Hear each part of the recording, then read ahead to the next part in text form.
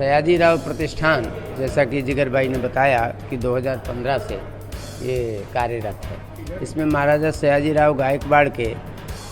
सांस्कृतिक, शैक्षणिक एवं नागरिक, सामाजिक जितने भी उनके कार्य थे, उन कार्यों को लेकर के और इस पर हमारा अनुसंधान तो चलता ही रहता है। लेकिन इस समय जो संदर्भ विषय इस बात का है कि न्यू एजुकेशन पॉलिसी NEP 2020 में जो पॉइंट्स दिए हैं भारत सरकार ने, उसमें से 80% पॉइंट महाराजा सयाजीराव गायकवाड़ ने अपने शासन में उस समय क्रियान्वित कर दिए थे। इसलिए उन विषयों को लेकर के हमने अनेक विश्वविद्यालयों को भेजा, तो उन्होंने कहा कि भाई नेशनल एजुकेशन पॉलिसी और महाराजा की एजुकेशन पॉलिसी में बहुत कुछ समानांतर है और आज से 150 साल पहले ये प्रक्रिया लागू थी। तो कहाँ थी, किस तरीके से थी, इसमें हमारे 8-9 विश्वविद्यालयों के प्रोफेसर्स,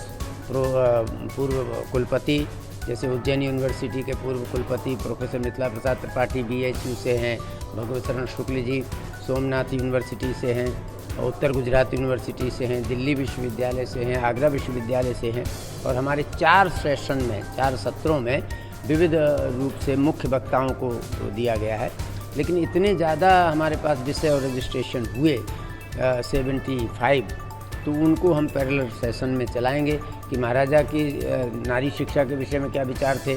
बालकों की शिक्षा के विषय में क्या विचार थे और नगर नगर नहीं गाँव-गाँव में जा कर के पुस्तकालयों को वो कैसे स्टेबल करते थे, बैलगाड़ी में पुस्तकों को लेकर के और 4-4 दिन तक गाँव में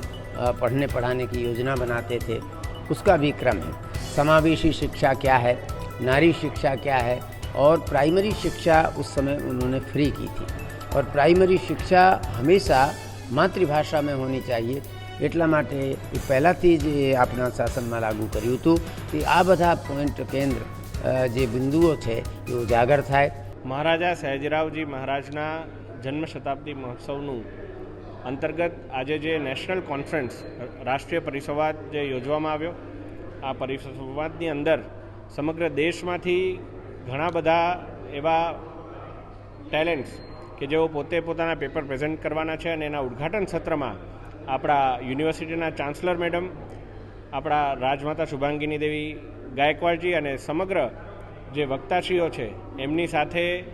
મળી અને સંવાદ કરવાનું, આ ઉદ્ઘાટન સત્રમાં ભાગ લેવાનો અવસર પ્રાપ્ત થયો। સાથે સાથે સયાજી પ્રતિષ્ઠાન દ્વારા જે પ્રકારે ખૂબ સુંદર કાર્યો કરવામાં આવી રહ્યા છે, મહારાજા સયાજીરાવજીનો વિચાર અને એમની જે કાર્યક્ષમતા હતી એ સમગ્ર દેશમાં ઉજાગર થાય એ માટેના પણ જે પ્રયાસ એમના દ્વારા કરવામાં આવી રહ્યા છે, ત્યારે